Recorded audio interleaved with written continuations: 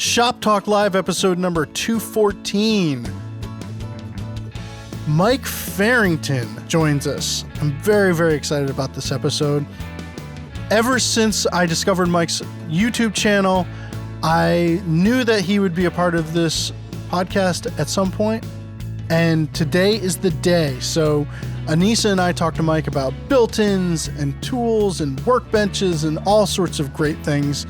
It's a really fun conversation, and I'm sure we'll have Mike on many, many more times.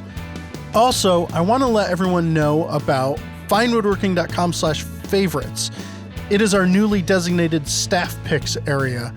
We thought it would be great to give the readers and listeners a spot where they could head to and look up our favorite mortising articles, or our favorite workbench articles, or our favorite sharpening articles, or one-day project articles. We've been working on a really quick and easy way for you to get to probably some of the best fine woodworking content on a subject-by-subject basis. finewoodworking.com/favorites. I think it's going to be a useful section of the website for a lot of people. All right, on with the show. So I am here with fan favorite Anissa Chop Salad. Capitalis. That's the only way I remember how to pronounce your last name. Was it Dylan who came up with that? No, it was Chris Casey. Chris Casey, okay. I think so. It could have been Dylan, but I'm pretty sure it was Chris Casey. All right. And as always, Jeff Rose is here. And just so that people don't think we're being mean to Jeff, because we keep getting comments, well, why don't you let Jeff talk? We would let Jeff talk if Jeff wanted to talk. Okay. But we are also joined by one of my absolute favorite YouTubers, woodworker. Crap. Now I was going to throw a different name out there, but Mike Farrington. Pleasure to be here. I'm not one of those people who's excited about a pandemic, but it gives us the ability it forces the hand to remote podcast. And then it doesn't make it more difficult to have awesome people like you on, Mike. So thank you for joining us. Well, thank you for having me. And I'm not doing anything else either except sitting in my house. So it looks like you've been busy though, working on your shop and just shifting gears. There's just a ton of stuff to do around the house and shop. So, trying to make the best use of my time. Yeah. And you had just posted a blog of all of the ways that a frugal woodworker deals with times like this. So you've been putting up a new dust collection system. What else are you doing? You're working on new shop cabinets? Absolutely. Let me just say, frugal woodworkers redundant. Woodworkers have to be frugal. I don't know if you know about recreational woodworkers and the money they have a tendency of spending and the shops that they sometimes. I have seen plenty. Yes. If you do this for a living, you have to be frugal. Yes. But I just customers have pushed off work, and I'm just taking this time to do all the things that I have told myself I need to do. Rewiring the shop, dust collection, working on the house. Mm-hmm. So I just finished the dust collection system, which is awesome. A couple more little small things. Obviously, there's always little tweaks and tunes. After that, it's going to be onto some shop cabinets, chop saw station, and then I'm going to turn my attention to the house. Cool. And yes, I wrote an awesome blog post about it, so you guys should all go check that out, right? Yes. And so and also, just for the record, you are, like, most of our audience is going to know you from YouTube, and you're making tens of dollars there, I'm sure. And it's tough times for advertisers too, and YouTube sells ad spots on like a bid basis. So there are fewer companies buying ad spots. So it's tough times there too. So AdSense is going down too. Yeah, wow. Yeah, absolutely. But it's fine. I don't want to sound like I'm complaining at all. My wife and I are in a real fortunate position to live where we live. Shop is on the property, so I only have one mortgage essentially. So I'm able to make good use of the time and not overly stress out about it. Good. All right. Well, I'll stop harassing you about it then. Yeah, way to make him anxious about it, Ben.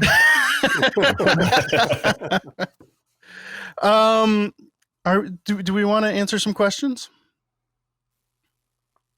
I'm game. Yeah. Anissa, you good with your very bad network? Yes. Are you? Well, I need to be, apparently. Wait, you said it was just an average network. Well, now you're back down to very bad. I'm sorry. This is like 100% of my brain focus right now is on Anissa's internet connection. Just so bear with me, audience. And it's not that green stripe that's right there? What is that? Well, Jeff is going to Photoshop that into something else. Oh, okay. Yeah. All right. Cats and dogs? I don't know. We'll see. Jeff will be creative. All right. So the first question is from Mark. My work table is oversized, 4 foot by 8 foot and 9 inches. Big enough to house full sheet goods on a shelf underneath, and a second shelf has incredible storage possibilities. On top, there's room for a workspace, a planer station, a tool caddy, a big marble slab for dead flat reference work. The top can be quickly configured for many different operations. If my workbench was smaller and many items had to find a different home, would the benefits outweigh the cost? I think bigger is more efficient. Am I missing the forest for the trees? What would be gained from having a smaller workbench?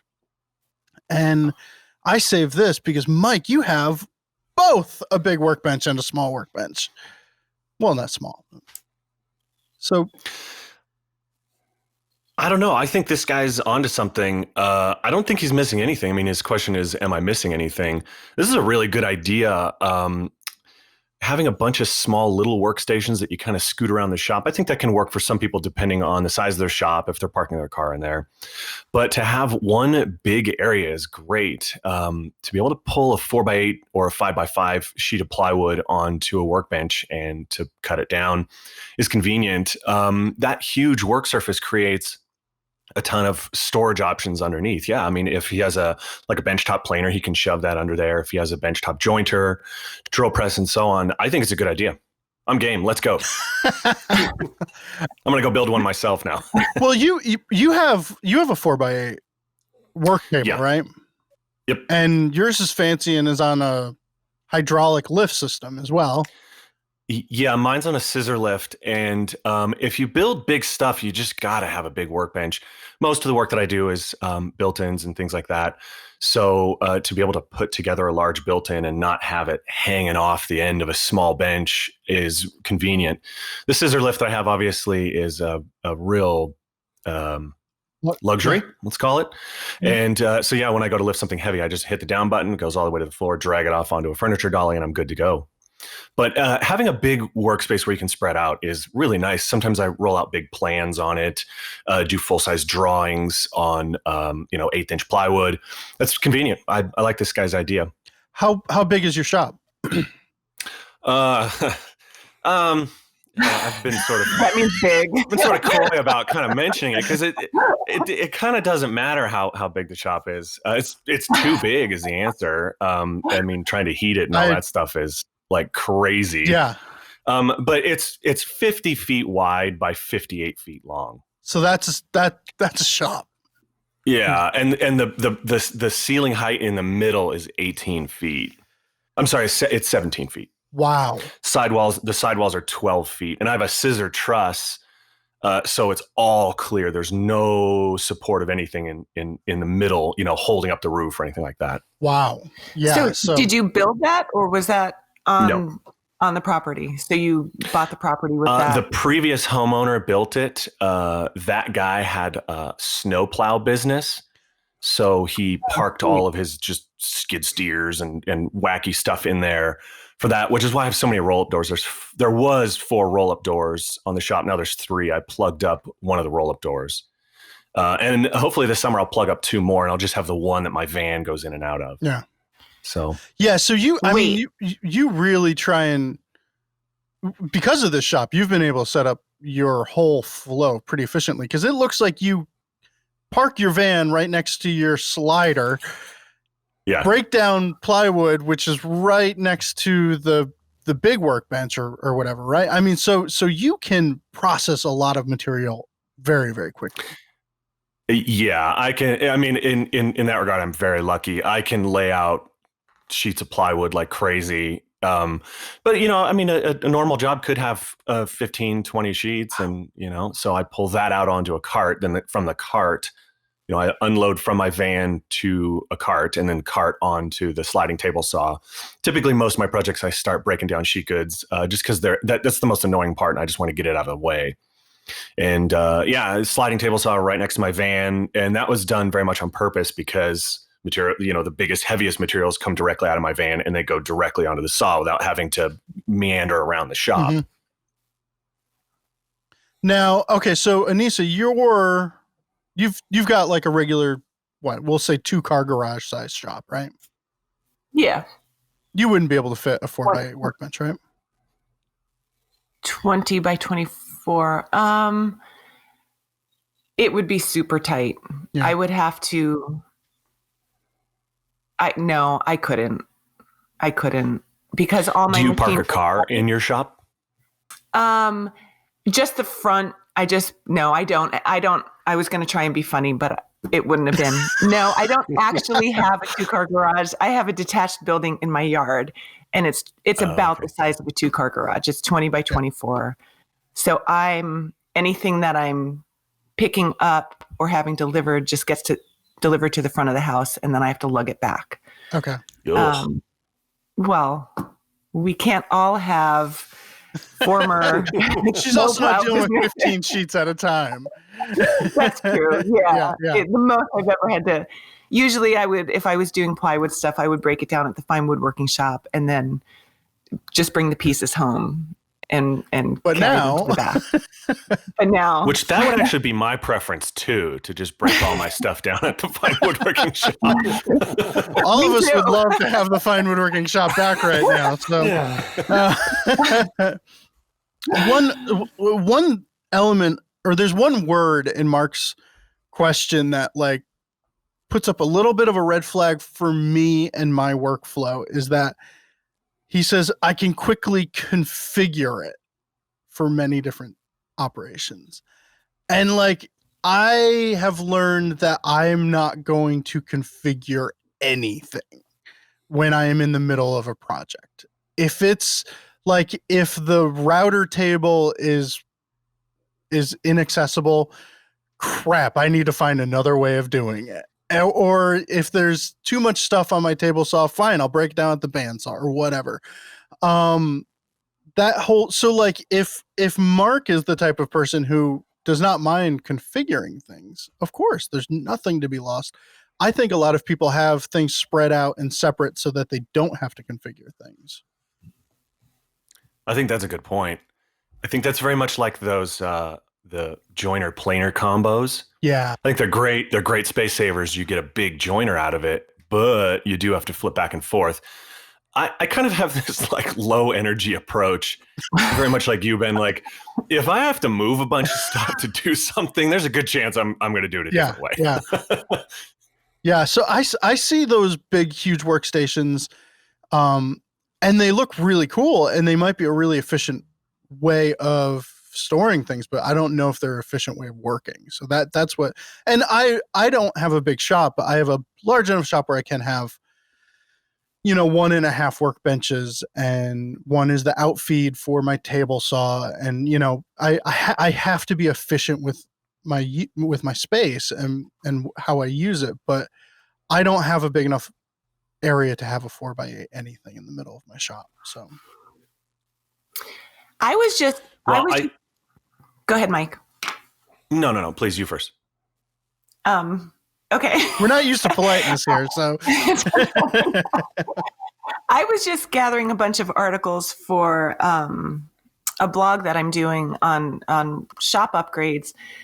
And one of them was a collection of cool things that you could do in the shop. And this guy, I'm going to have to find the article for you to post, Ben, but this guy had he had a work table hinged to the wall and would just drop it down when he needed it. And it's a really cool idea, although I don't know that I would have the dedicated wall space for that. I would have to take all my clamps off the wall, but it was a cool concept. It was like a Murphy bed almost, a work table. I really yearn for more wall space in my shop. And I bet you, Mike, you do too, because you're 30 feet from any wall at any given point. Put a wall up in the middle just to have more wall space. I can imagine that, because that was one problem with the old Fine Woodworking shop was you're too far away from everything. But wall space, I only have, like, I have one wall where my workbench, one of my wall workbenches, and then everything else is carriage doors. So one of them, like, I open up when I'm waiting for my son to get off the bus and it's raining, so I don't want to hang tools on it. And so, like, wall space is such a premium. Anytime I see like a fold down router table or whatever, I think, oh, that's great. Crap, I don't have any walls. But It's funny. So I do have a big shop. I'm fortunate to have my big shop, but the interior walls aren't finished. That some of them are partially finished. That's actually one of the projects that I'm hoping to tackle here during this whole lockdown situation is gain more wall space. yeah, So if my building is a pole barn and the verticals, whatever those are called, are like 6 feet apart. So, and then in between that is just a foam board insulation. So it's like super hard to hang anything on the walls. And each of the verticals, I have like a bunch of screws with like rulers and just various things hanging from those. yeah. Yeah. Wall space is important in any shop. And I like the full down bench idea. That's cool. But yeah, I want more wall space too. Hopefully I can. What's your plan? Are you going to like do a 16 on center wall in front of the pole? I'm going to go super easy. I'm going to put up actually another layer of 2-inch foam board. So I'll have 4 inches. And then I'm just going to run 12-foot 2x4s kind of on their side, just spanning from vertical to vertical to vertical all the way down. Then on top of that, I'll say 3/4 inch plywood over top of that. But in reality, it's going to, it'll be CDX or 5/8 something or other, just something cheaper. Yeah. And yeah, then to that, I want to be able to hang cabinets and clamps and jigs and, all the other cool woodworking stuff. That's going to make it so much easier to organize. Yeah. I have this like joke that I sort of abuse the size of my shop where I just lay everything on the ground and I just have it just like there's a pile of clamps over here and there's a pile of lumber over here and everything's just sitting on the ground. So yeah. But I'll tell you what, you can really waste all the space in a shop real quickly by doing that. So taking the time to make workstations and homes for clamps and things like that is super important. Yeah. And I think kind of the lesson that Mark teaches us here is that kind of everybody's system is different. Listening to you talk, Ben, listening to you, Anissa, like we all kind of have these different scenarios. And I think the key is to like experiment and try and come up with something that works for your shop, your workflow. A turner's shop is going to look different than a cabinet shop versus a furniture shop. And it's a constant, like never ending project and you just need to keep refining it. Well, and I also think that, a lot of people say, well, back in 2005, Chris Shore said that my workbench should only be 22 inches deep. And that's because that's what he likes, so that works for Chris. That doesn't work for everybody. And sometimes a 4x8 sheet is better for you. And if that's what works for you, great. If I rebuild my workbench, it's going to be 3x5 because that's the piece of junk workbench that I stole from the old shop is 3x5. And I really like the footprint of it and it's working for me. So that's what it's going to be. It doesn't matter what anybody else says you should stick to. It's what works for you. Yeah, I agree. As I always say, whatever launches your missile. So if Chris Schwarz wants a small workbench and that works for him, well, that's cool. Yeah. My more traditional like cabinet maker style workbench is 33 inches by 70 inches. And if I had to just work on that one workbench and I was just doing a more typical furniture project, I would find that size to be really good. Where the 4x8 workbench really starts to help out is when I'm doing larger projects. Yeah. That's when, you almost can't have a big enough workbench when you're working on very large projects. Yeah. All right. All right, let's see. Question number 2 is from Patrick, who Patrick's awesome. I hung out with him at Hands On in San Diego, and we had tacos together. So, yeah, Patrick. I know that you say that you should change sandpaper as soon as you think it's getting old, or when you take it off to change grits. You shouldn't put it back on. But there are countless times when I'm sanding and I change grits and the paper is obviously brand new. Is there any scientific or professional input on when abrasives actually break down? So Patrick's got 2 questions here. Let's just take that on, because Mike, you spend a lot of time wielding a sander. Sure do. What's your trigger? Yeah, I just watch for cutting speed. Nice fresh sandpaper cuts real fast, and it cuts real fast for a short period of time, and then it kind of falls off into this just barely acceptable range. And I kind of work in that range for a little bit, and then I pull out a new disc. With that said, I have kind of a process that my sandpaper goes through. Ooh. This is the only audience where people get excited when you say that. So relish the moment, Mike. Yeah, let's talk. Let's make the most boring subject on planet Earth even more boring. I don't throw those discs away. Sandpaper? Yeah, exactly. Let's just talk about both. Let's talk about gluing sandpaper. I take a disc and I use it for a bit, and then I set it aside. And then I'll typically use those ones that I set aside as little hand sanders. Okay. So like if I'm sanding a round over or something like that, the cool thing about that is then I could match grits. So if my final sanding grit is 220 and I have an older 220 grit disc and I'm just, cleaning up a little corner or something like that, I know that those grits match. So, and then after that, they get downgraded once again to when I'm sanding finishes. So, how like you're sanding something and it just clogs up the sandpaper super quick. Then I feel like I've really gotten my usage out of that sandpaper. So it's kind of like there's like the first, second, and third layers of how I use the sandpaper. And one other trick maybe that I'll share is everybody always has problems with the little pigtails in their finish from sanding. Yeah. One thing you should do is before you finish a grit, so like if you're going to sand through 3 grits of sandpaper, before you finish your last one, if it's 220 grit, like vacuum off the surface or blow it off or dust it off or something, and then put a perfectly fresh disc on, and then just kiss the surface one more time real good with that fresh piece of sandpaper. So where are the pigtails actually coming from? I personally think it's one of a couple of things. It's leftover grit from a previous disc, if that makes sense. So if there's a 120 grit particle lodged in the, a pore of the wood, then your 220 grit pulls it out. It's just going to make a bunch of swirls. I think that's one cause. So you got to clean between grits. 2 is it could be bad sandpaper. And even the best sandpaper companies have imperfections. I mean, if you look at how they make the sandpaper, the grits that are applied to the paper are 99% size between, 2 numbers. Well, that's 99%. That means there could be some imperfections in there. So there is some amount there.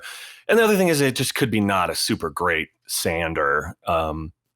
I think a better sander is obviously it's more powerful and but I think the best sanders are really ergonomic so that when you're holding them, you can apply an appropriate amount of pressure.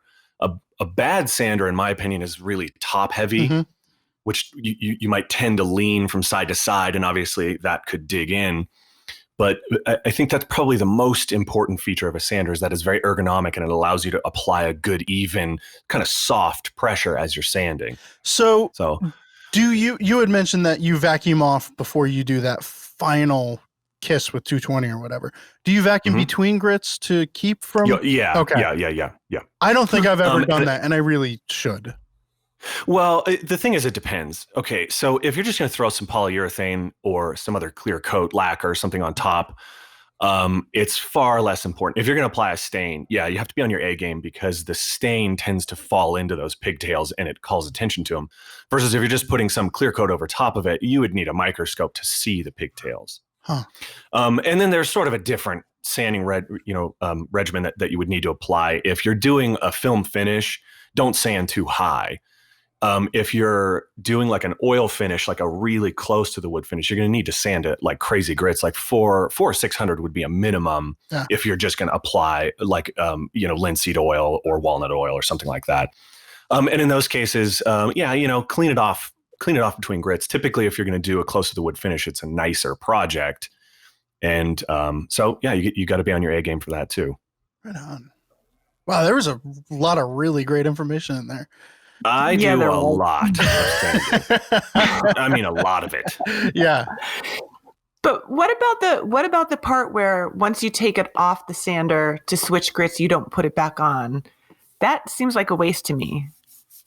You mean the sandpaper? In Patrick's question, yeah. If I'm going that's where I downgrade it to one of those other usages. So I would just turn it into so that last disc that I used to just do a quick kiss on it, I would then use that as a piece of hand sandpaper. And they also sell I think it's called like a sanding mouse or something like that, where you can put hook and loop sandpaper onto a block, and then it becomes a nice little pad to hand sand with. So how do you organize all of these? I couldn't keep track. Now, granted, I have a little hardwood and duct tape folder for my sandpaper storage. Those are the ones that I'm in using at any moment. But how do you keep track of, oh crap, I used this one for this one, now it's at this step, or it seems like a lot. Well, the new ones are obviously easy to keep track of. Yeah, and then past that, I have kind of two piles. I have like my still pretty nice pile, and then here's the beater pile. And the beater piles, when you're sanding finish or something like that. Okay. All right. So yeah, I just essentially have piles of each of the new sandpapers, and then a kind of an intermediate pile, and these are on the way out the door pile. Okay. Right on. All right, now let's see. The second part of Patrick's question. As a small-scale professional woodworker, I recently hired an employee who has a background in woodworking. I'm nervous that if I assign them tasks that they're not familiar with on high-end commission work, that something may get messed up.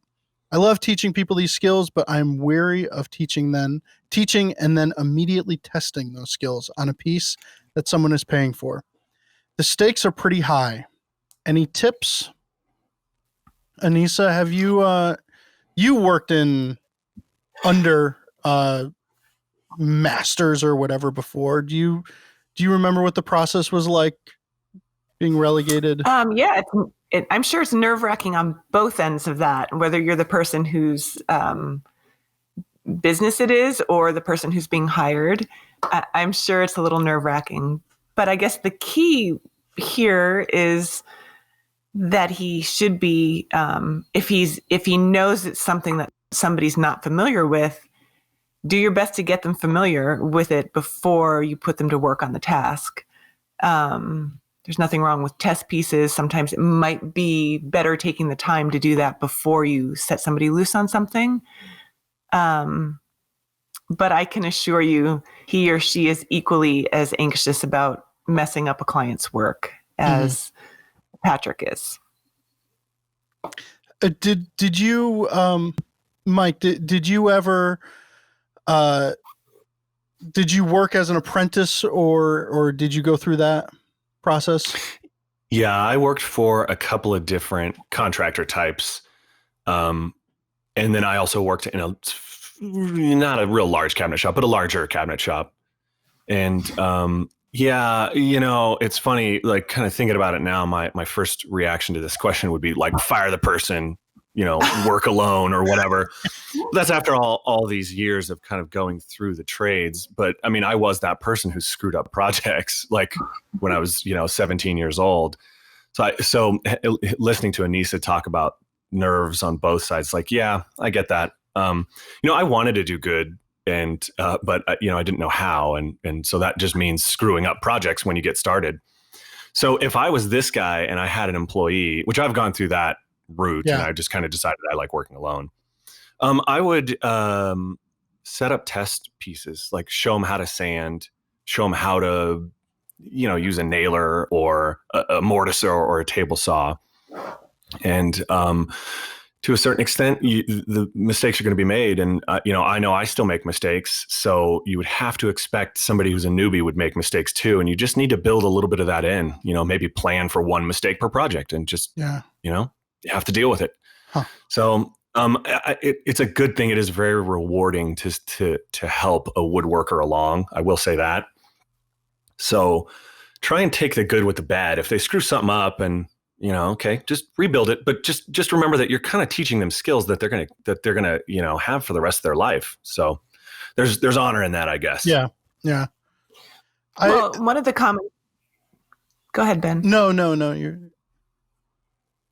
again. Okay. Well, one of the common things that I have heard from people who hire help in their shops is that you are spending a lot of time training this person and working with them and teaching them everything. But there's an element of it's pretty much built in that they're going to leave you and go out on their own at some point. So there's a generosity in knowing that and still putting in that time with that person, knowing that they are eventually going to leave and go off and start their own shop most of the time. Yeah, that's sort of the circle of life in the trades. And, I worked for a couple people, and the last guy that I worked for, I kind of had a conversation with him up front saying, like, I'm going to only be here for a short period of time because I'm getting ready to go do X, Y, and Z. And you know what? He was okay with that. And he was like, you know what? I did it too when I was a young guy. And this was an older guy, like in his 60s. So, I've had a couple employees, and one of them worked with me for a bit. And right as they got good enough, they ducked out, and then they were my competition. Yeah. So, but you kind of need to expect that too. That's part of it. Yeah. So try and treat the employee as good as you can. Give them what they want to. It needs to make sense for you, but be as cool as you can, be as flexible as you can, and then know at some point that they're going to kind of duck out and go out on their own. Ultimately, the problem is there's just not enough money to pay them enough to keep them around. I mean, I kind of looked at what I was doing saying, okay, I'm working for this guy and I'm making X. If I went out on my own and I could be busy like 8 days a month at a normal rate, I would be making more money already, let alone if I could be even more busy than that. So that's just kind of the way that it goes. Yeah. The only experience that I've ever had with anything like that is in a recording studio situation. And generally when I had interns, they were doing it for school credit. So I didn't need to pay them. But I always took it seriously that they were learning in the process. And they were getting, they cleaned the bathrooms, but they got knowledge in return. And that was just kind of the circle of life. And a few of them went on to become successful in the industry. But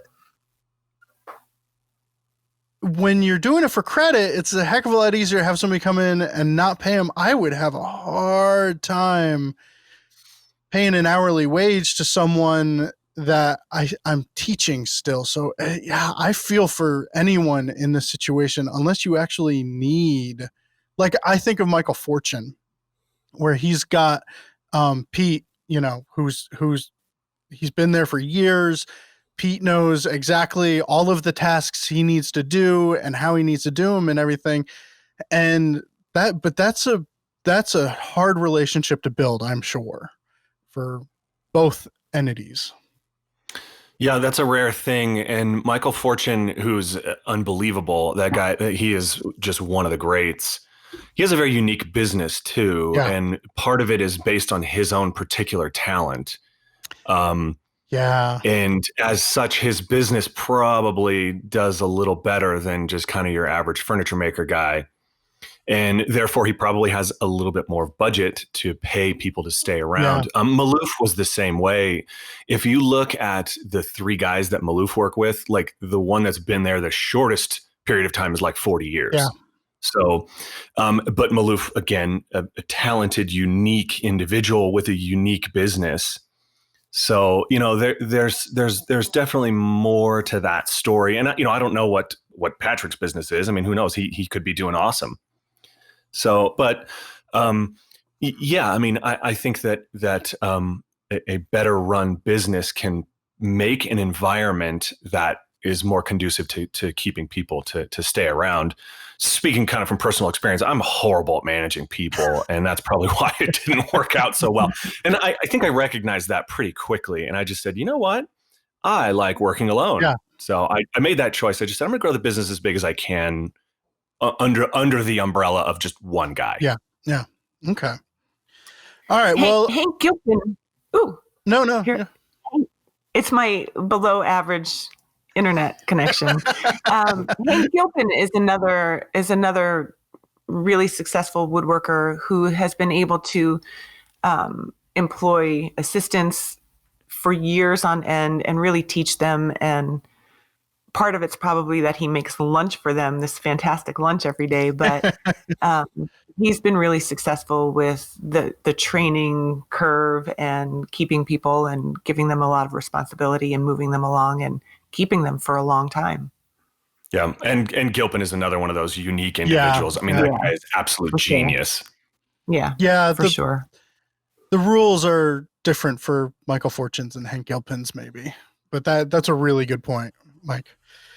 All right. So let's, Jeff, should we do a stop and let files upload real quick?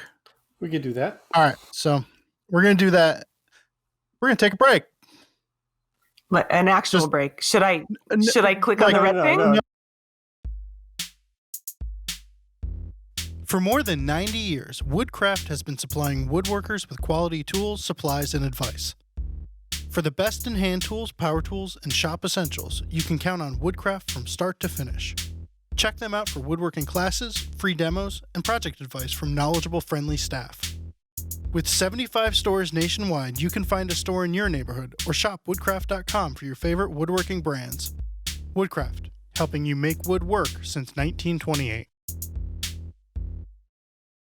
Have you ever heard that? And I don't know anything about sports. I just heard this, like I was watching a movie or something and I heard this. There's in baseball, there's a term called a 5-tool player. And that's, I guess, like they can hit, they can run, they can catch, they can throw, whatever skills you need in baseball. Furniture making is the same way. Like I was lucky enough to talk with Maloof a couple of times. That you could put that guy in the middle of the Sahara Desert and he could be selling sand and he would be successful. Oh. Like he's just, it didn't matter what that guy was going to do. He was going to be good at it. So he has this particular business acumen. He has a way of promoting himself. And people like it. It doesn't come across as arrogant. But then combine that with another level of design, another level of a engineering mind to come up with jigs to produce things quickly. Mm-hmm. And that's kind of like, you need to be a truly successful, like just furniture maker, you need to be a 5-tool player. This is great. All right. That was fantastic. Mike, you are filled with gems. Delete that. All right. Are we ready for smooth moves? Oh. I'll go first. Because Anissa has to remember. Do you need the reminder, Anissa? No, I don't need the reminder. Okay, all right. I will go first because I just discovered my actual smooth move. Weeks ago, when we started this whole isolation thing and I set up my little shop setup home office, I hand planed this mystery wood that I got from John Tatro and just made a desk. Chestnut. It's not chestnut. You think he's giving away chestnut? No. It's like pine. He's got barns of chestnut. I know. It's a pine basswood, who knows, with a fair bit of knots but it makes for a good little work surface. And in the process, I was hand planing and spoke shaving and just trying to make it comfortable and just a place to sit. And I knew that I dinged up my spoke shave blade on my Caleb James spoke shave pretty bad. Name drop. Well, the reason why I say that is because it's the one problem that I do have with that now is it's a dickens to regrind that blade because it's little stubby thing. And yeah, I just did it with sandpaper because I couldn't figure out a good way to hold it at the grinder without making a jig that I didn't want to make. But last night I realized that I also nicked the blade on my number 3. And I have, in the process, just discovered where both of those nicks came from. There is a screw protruding through the top of this desk that just barely I hit. It felt like just a little, I was sitting here talking to the three of you, and all of a sudden I felt a little nub that I was like, oh, there's a little piece of sand or something on there. And then I'm going, wait a minute, what is this? And then as we're talking, I'm discovering, oh, there's a screw holding a batten on right underneath there. Oh, I see what happened. So, yeah. I nicked 2 of my finest blades on this screw. That is a bummer. Yeah. Yeah, it is. Not a great smooth move. I apologize. Who wants to go next? No, it's Mike does. Oh, God. That just means he's bringing it hard. Well, this isn't my smooth move, but just a sort of a smooth move is I have this weird process where I drop chisels off my bench. And it's just very different than a sandpaper process. Right. I just like, you pull out 2 or 3 chisels and you're doing something and you hit one, it just rolls right off the bench and it never lands handle down. It's always tipped down. And I'm at the point now where every one of my chisels has hit the floor. So that indicates now it is time to go sharp. Cement floor? All right, so cement floor. And so, which is not good for A1 or O2 or whatever the types of steel are. Or your back. Yeah, none of them. So do you guys want an injury story or a I mismade something story? Ooh. We're rarely given options. Yeah, right. I come prepared. Okay. Which I'm going injury. All right. Maybe injury. not. All right. But that's all right. This is going back a few years when I first started. Since I'm not on the podcast, I don't have to come up with a smooth move in the last 2 weeks or whatever. Going back a few years when I was still pretty early on, I had just finished making 2 mantles for people's fireplace, and they were one was MDF and painted, and one was plywood, and I had a ton of cutoffs, and I typically cut offs into 4-inch strips, and then I chop them up at the chop saw, and then I put them into a trash can to be picked up on Tuesday or whatever day it was. And I had one of those 90-gallon trash cans, with the wheels on the one side and the handles where you kind of lean it back and then roll it out to the curb. The lid flips open. Uh-huh. That thing was full to the top with plywood and MDF cutoffs, 90 gallons worth. It was raining that morning, and I was in these little slippery shoes, and I tried to step over a puddle, and I tripped. And my left hand was holding on to the handle of this trash can, and I went down to the ground. And fortunately, my left hand stopped the trash can from hitting the ground. And it completely broke all 4 knuckles on my left hand. And I completely freaked out. I think I was almost embarrassed, if somebody would have seen me. I used my right, that was my left hand. I used my right hand to pick the trash can up, put it to the curb, and then I just grabbed my hand and I looked down and I saw a knuckle. And so I run in the house. This is not your average woodworker injury story. No. Well, the moral of the story is MDF is heavy. I run in the house, I grab a paper towel, and I put it over my knuckles, and I sit down on the floor of the kitchen, and I just feel the sweats coming on, and I go, I'm going to go to sleep now. And I just leaned over, and I just closed my eyes, and I woke up a couple minutes later. And what I didn't tell in this story was I had a meeting with a client. It was a super important meeting, in an hour or something like that. So I needed the money too, by the way, I needed this meeting. So I wrapped up my hand and I go over to this guy's house, and I was driving a stick shift car at the time, and you use your left hand to drive and your right hand to shift, and I could hardly steer. So I get over to this guy's house, and my truck didn't have power steering, by the way. That's why that's important, because you need 2 hands to be able to turn this thing. So I get over to this guy's house, and and I knock on the door, and he opens the door, and he looks at me and he's like, "Whoa, geez, are you okay?" And I'm kind of like hiding my hand a little bit. I'm like, "No, it's good. I'm fine. Sign the contract. I'll collect the deposit check. I'll be off to work." And he sees my hand. He's like, "Oh, geez, like let me take a look at that." So it turns out he's a doctor, right? He's retired, but he was a doctor. He's like, "Let me take a look at it." So he wraps me up and kind of puts some sticks or something on there and tape and all that stuff. And as he's finishing up, I hear the garage door of their house open, a car pull in, and then his wife comes through the door and kind of comes into the kitchen, and she looks and she's like, "What are you doing?" And he was like, "Oh yeah, he hurt his hand. I'm just helping him fix it up." And she stares at me like way too long, like, "Really?" And she looks at me and she goes, "He was an OBGYN, right?" And I kind of go, "Oh, well, okay." I mean, but you know what? Beggars can't be choosers. So there you go. There's my broken finger smooth move. Please tell me you got the job. Oh yeah, totally. Actually, and to this day, I'm still friends with that guy. Like we email once in a while. Oh, man. Can you go like this? Yeah, actually, look at that pinky. That's That's as good as we got that one. All right. Well, not bad for an OBGYN. Yeah, right? Yeah, you did pretty good. I mean, it still works like this. Like I basically, obviously this is a podcast. You can't see my finger. My left pinky doesn't go into place. Yeah, it's sort of like doesn't look good. It doesn't cooperate. It doesn't play well with the others. Yeah. Well, Anissa, are you glad that you waited now?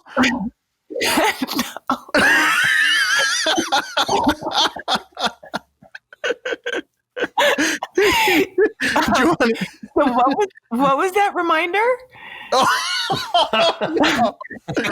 right. Now, because we keep track of Anissa's smooth moves for her, because she forgets them.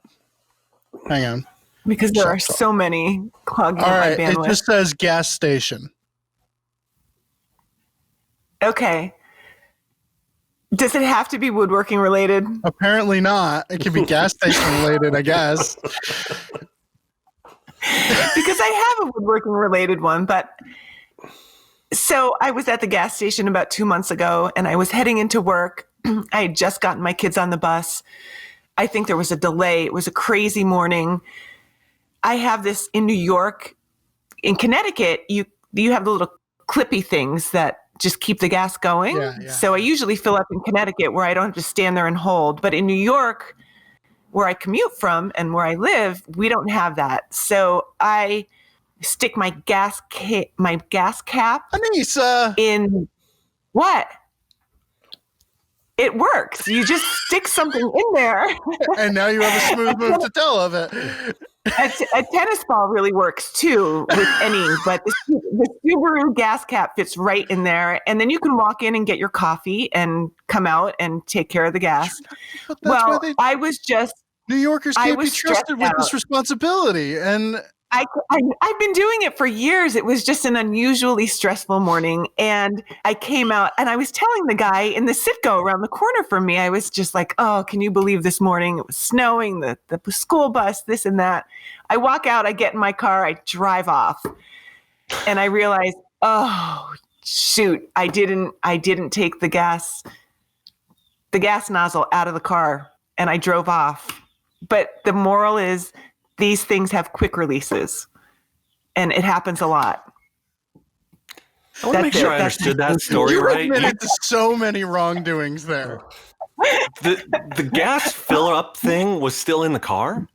Yes, the nozzle was still in the car. Hardcore. And yeah. Good thing you're not a smoker, right? Or at least you weren't smoking then. No, but here's I went the inside thing. to get a pack of cigarettes. There's a quick release on these things because I guess it used to happen and the gas would spew out all over the place. But there's a quick release on the top where it goes into the tank. And it just pops right off of that. I would call that a close call in addition to a smooth move. Oh, goodness. All right. So we are going to answer some woodworking questions again. All right. Question number 3 is from Larry. I'd appreciate your take on various aspects of built-ins that I'm grappling with. 1, what is your preferred method for joinery on base cabinets and bookcases? I'm leaning toward accommodations of dados, rabbets, and biscuits. A domino is way out of my price range, and I'm not keen on the look of pocket screws. Also, on lower cabinets, I like the idea of a solid wood countertop, but I'm concerned about wood movement with the top of half of the bookcase sitting on top of the counter. So, Mr. Built-ins, that's you, Mike. That's you, Mike. That's me. Do you want me to just answer the first part first? Well, this is like poor Larry probably asked us a year ago, and I said, "Oh, I should wait until we have Mike Farrington on." So he's built these, I'm sure. Yeah, hopefully his project turned out nice. Yeah.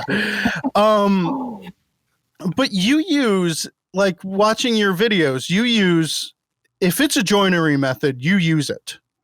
You are that's for sure. An equal opportunity joiner. So what the podcast listeners can't see is that Larry sent in a drawing, and it's a pretty big project. Yeah. There's a lot to it. So with that said, if I was Larry, I would be looking for a way to build this as efficiently as possible in terms of joinery, that is. Taking too much time it would just make the project take too long if you overly complicate this. And I would describe, like, making built-ins, really the kind of the art to built-ins is hiding all the joinery and making it look more like furniture. Okay. So if there's a way that you could build this project with screws, like just butt joints and screws, that's the fastest way to put it together. The trick then becomes, how do you hide that and make it look like a piece of furniture? I actually did a little homework on this question. There's an article by one of your guys, one of your writers named Steve Casey. Okay. And it's called A Low Console for Home Theater. And I realize that Larry's project has nothing to do with home theater, but that's not the point. The point is the method of construction. And in this article, Steve has a way of attaching 4 sides of a box, a top, bottom, left, and right, with screws, and then covering up that joinery by applying some solid wood, like frame and panels, to the sides. Huh. He miters the front corner to, like, come around that front edge. That actually then becomes the face frame member. And it's actually kind of a genius way of turning a plywood type structure into a furniture grade project.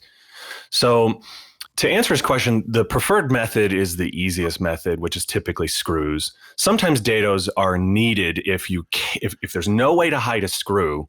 I would then turn to dados. Okay. So I would start with screws, and then I would move to dados, and I would figure out a way to cover everything up and make it look nice and pretty.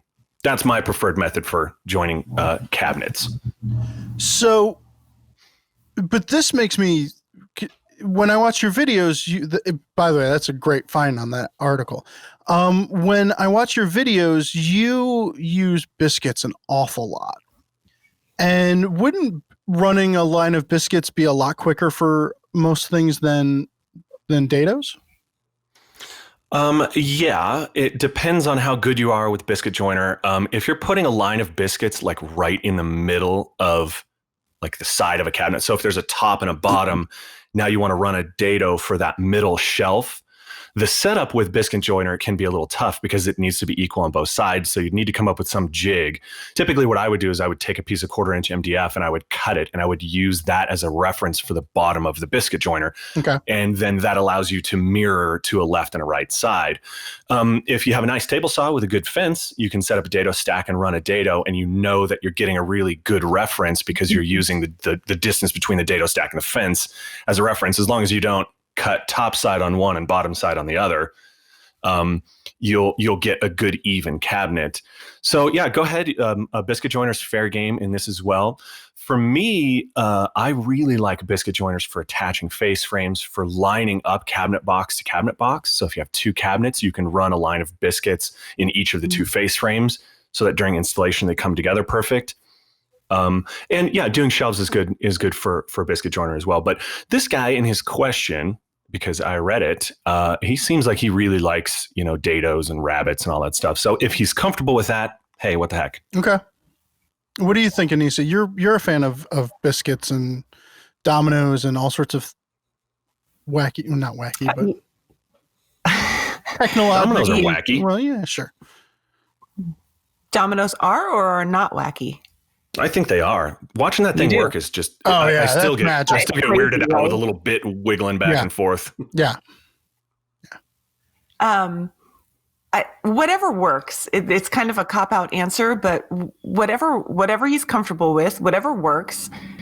Sometimes I have furniture that I actually screwed together here, so I'm not against doing down and dirty, screw it together, and it's amazing how long something like that can last and how you can cover it up. But I like the combo. I think there's nothing wrong with the pocket hole screws if you're not going to see them. Whatever is going to make it efficient, lasts a long time, and he's comfortable working with.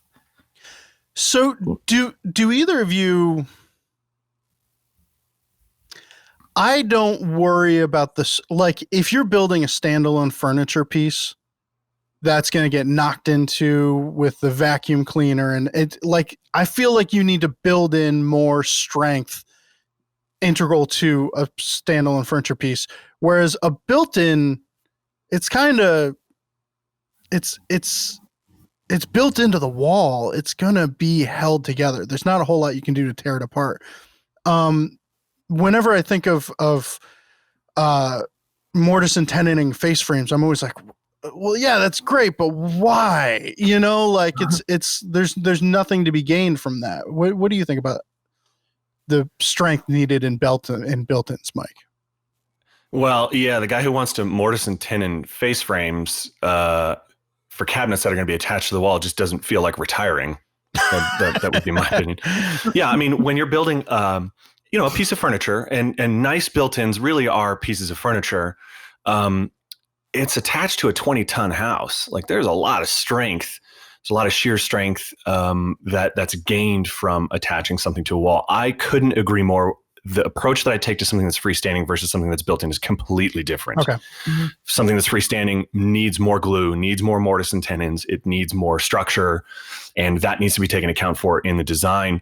With built-ins, yeah, you're attaching it every 16 inches to a stud, and it's really not going anywhere. If you look at, quote unquote, high-end commercial case stuff that's being put into nice homes, they're frameless cabinets. It's just 3/4 inch MDF or particle board that's been edge banded with a 1 millimeter edge banding, top, bottom, left, right, and there's a back, and then it's just attached to the wall, and that's it. And then they apply doors over top of that. So yeah, I agree that with large built-ins, focus less on fine joinery and more on just efficiently making the project, especially if it's a very big project. Yeah. The one exception that I would, of course, make to that is the doors. Doors are hinged. They get put under a lot of stress. They get hit and banged. Yeah, put a little mortise and tenon in the doors. Yeah. Spend the time on the joinery on the doors and the drawer boxes. Those are the moving parts versus the cabinetry itself. What about the second part of the question with the solid wood countertop? So in that article that I referenced earlier, the writer shows a great way to use a biscuit joiner, a piece of plywood, and some solid wood edging, and he miters the corners. That's actually a technique that I, after reading that article, used a zillion times over, and it works great. As far as using a solid wood top, I wouldn't have a problem with that. I would actually attach it to the bottom of the uppers and allow some expansion to come forward and some expansion to go back towards the wall. So I would attach it like at the face frame through the countertop up into the upper cabinets that are sitting on top of the countertops. Okay, so it's going to be able to move center out. Center out, exactly. To the uppers. Mm-hmm. Yeah, so then you won't have a finish line that shows up. So in other words, if you attached it at the back to the lowers, it's only going to move forward and backwards, which could potentially show a little seam in an area that didn't receive finish. With that said, on Larry's particular design, I would say do not do that because it is an L-shaped countertop, of which case you're going to end up dealing with a whole bunch of stuff. Really, the only way to do that would be to miter the corner of that and then have two solid wood countertops at 90 degrees to each other, which, I mean, if you want to do that, go ahead. That is quite a bit of work. And for the size of this particular project, that's taken on just the countertops alone would be a decent sized project. Yeah. Okay. Another article that might be worth looking at is Bexpert's built-in, where there's a guy who's mostly doing traditional freestanding work, and just to watch his approach might be something that this reader might be leaning more toward, less down and dirty and more traditional built-in kind of thing. Yeah. That is an awesome article, which I read like a zillion times. But even in that article, Bexpert's using some screws and stuff for the basic corner joinery. But he has a really great way of, again, hiding that and making it really look like a nice piece of furniture. Yeah. All right. Well, we'll put both of those in the show notes. Definitely. All right. Let's see. Question number 4. From Paul, I wanted to add a candidate for the best material for jig construction. MDO plywood, sometimes called signboard. It's good quality conventional plywood core with resin-infused paper on both sides. The plywood uses exterior glue and the faces are waterproof as well, which is why it's often used as exterior signs. Of course, you have to deal with edges like any plywood. I think of it as halfway between Baltic birch and the ridiculously expensive phenolic plywood. The surface is very smooth and quite hard, and the panels are flat, so it works well for jigs. It can be a little hard to find, but some lumber yards stock it. Do either of you have experience with MDO? I have a little. I can't get it here locally. Where I used to live in San Diego, we did have a way to get it. And so I used it from time to time. Just as a quick side note, they actually put that same like papery coating on other products as well, like particle board, which is used in kind of paint grade, lower end paint grade cabinetry. Mm-hmm. MDO is pretty cool. I don't wonder if this guy doesn't have some stock in an MDO manufacturing company. No, but it is a good product. I don't have a ton of experience with it, but I think it would be a great candidate for painted cabinets or for jigs and fixtures in the shop. What's your go-to for jigs? MDF when possible, and sometimes that makes them too heavy. Then I would go for Baltic birch after that. Okay. What about you, Anissa? I like phenolic. MDF is great. Whatever I have kicking around in the shop that I don't have to go out and get, if I can make it work, I'll do that. Yeah, whatever's free is good too. If there's offcuts from other stuff, it's like, that'll work. Yeah, I always dream of the day of being able to buy phenolic or whatever, but it's usually offcuts of MDF or particle board that I have lying around from molds and stuff. So. Yeah, I think phenolic would make really awesome like shop cabinet doors. It would just have such a cool look to it. You could put a little chamfer on the edge so you'd see a little of the plies coming through. Yeah. I think that would be awesome. Or maybe like a kid's playroom.